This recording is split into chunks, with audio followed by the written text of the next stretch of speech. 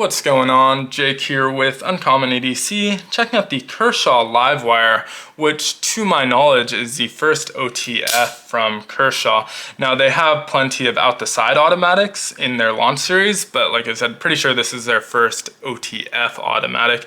And so should note right off the bat that the finish you're seeing here is a Blade Show exclusive version, but is otherwise exactly the same as the standard version you can find at whatever retailers still have this in stock. So the main differences are going to be the color, which is only available in black right now. I think that's going to change probably pretty soon.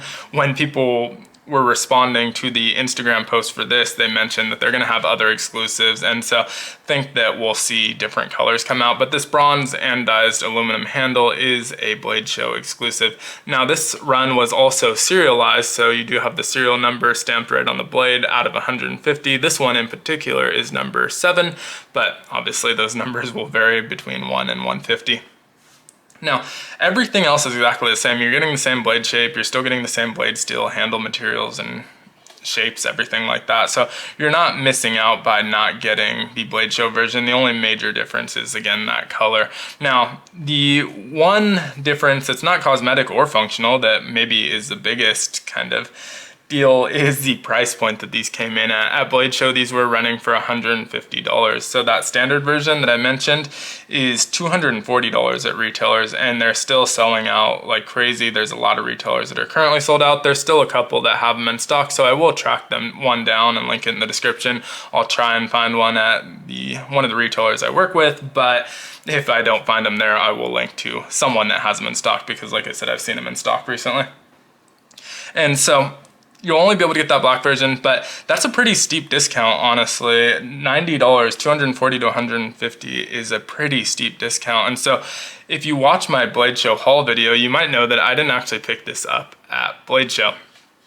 I met a retailer that I had met at several other knife shows that I didn't realize was right down the street from me, and I literally 5-minute drive from where I live. And so after Blade Show, maybe a few weeks later, I decided to go swing by, and he had grabbed 2 of these.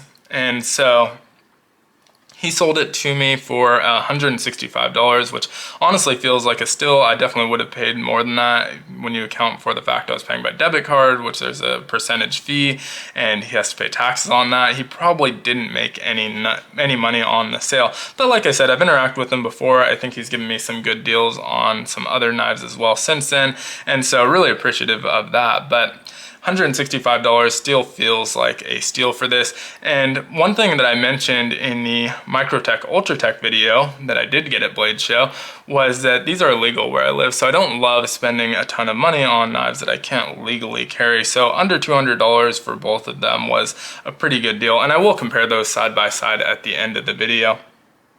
But let's start off with the dimensions on here. We have a 4.8-inch handle, and so plenty of room for that full 4-finger grip. Just like the Microtech, it's really nice to be able to sit on the switch and really lock your thumb into place. This one does have a little bit more contouring than that Ultratech, which is pretty much straight down the line, which you'll see when we do that side-by-side comparison. So there's some spots that are suggested for your fingers, and you can see a little bit of jimping in those different locations, coupled with locking your thumb into place on that switch. You do feel really secure, which is nice in this knife, because aluminum's not super grippy, but they did a pretty good job of making it grippy where it needs to be and locking your fingers into place. Now, on that thumb stud, I will say this one has this kind of ladder or staircase switch, and the Microtech has that X switch that everyone knows, and that does lock your thumb in a little bit better. Now, I haven't had any issues where I'm sliding off of this or anything like that, but when it comes to grip, you can feel the difference. The Microtech definitely has a little bit of a better switch there. The blade on here is 3.3 inches long, 20 CV, has that stone wash finish, and spear point style blade. With the Microtech Ultratech I have, it has a dagger style blade, but they have them in so many different configurations that I'm sure they have a spear point blade as well. Now, the action on that switch is very, very different, and so I wasn't actually planning on picking this up, but after handling it, I think the action really impressed me. It's a lot lighter. It feels very different, like I said. It's a lot lighter, but still feels very secure. You have to travel almost a full inch before that blade actually deploys. You can see I'm almost to the end there. Still hasn't deployed. And so there's a decent bit of travel involved, and the resistance gets a little bit stronger at the end, and then it comes firing out of there. Now, the action on the blade does feel a little bit slower and lighter than the Microtech. So what you're gaining in ease of use in that switch, you're losing a little bit of the power, which honestly doesn't matter. It hasn't failed me in any real uses.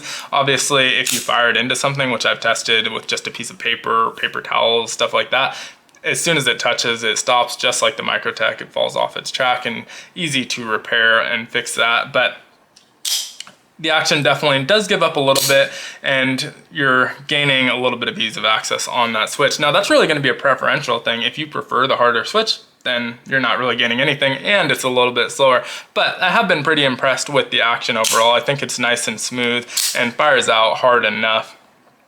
Overall, we're looking at 8.1 inches, and it weighs in at 3 ounces, which again is going to be a little bit lighter than that Ultratech that I picked up. Now, do keep in mind this one has aluminum handles. The Ultratech that I got has G10 handles, so that's going to be making up a lot of the weight. If you compared one with more similar build materials, you might be pretty close or even in weight. So not 100% sure on that, but this one's definitely lighter than my G10 version at least.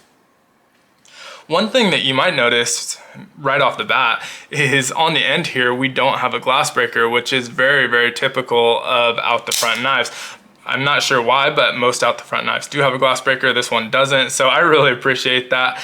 Also, the pocket clip is significantly shorter than that Microtech, but also at a really nice angle. And so it looks a little bit weird, but as soon as you put it in your pocket, it makes sense. It just kind of pushes it off to the side and out of the way of the rest of your pocket. And so really, really nice touch there. It does look a little different, but I do like that it's a shorter one, super deep carry, very reversible. So it's going to be a completely ambidextrous knife. And I think that pocket clip is another place where they did a really, really great job. Now, last note before I start kind of comparing to the Ultratech is that not all Kershaws are made in the USA, but this one is. You see Kai USA stamped here with that flag. This is a USA made Kershaw, and I believe it's actually made by Hogue. I'm not 100% sure on that, but I have heard that it was made by Hogue. And so really, really impressive, honestly, for a first out the front. Now, getting the Microtech up next to it, you'll see that these are basically identical in dimensions. Let's actually get them on the same side so you can see that pocket clip. Basically identical in dimensions. The handle length is pretty much spot on. You do see the glass breaker obviously on the Microtech, adding a 1/4 of an inch or so, but same thing with the blades, ignoring the blade shape because again, the Ultratech does come in several blade shapes, but you can see the blade length is virtually identical. This one is MagnaCut and this one is 20 CV. Now, the Ultratech does come in a bunch of different blade steels, so kind of a weird thing to compare also, so not really going to go on that, but just dimension wise, you can see they're basically identical.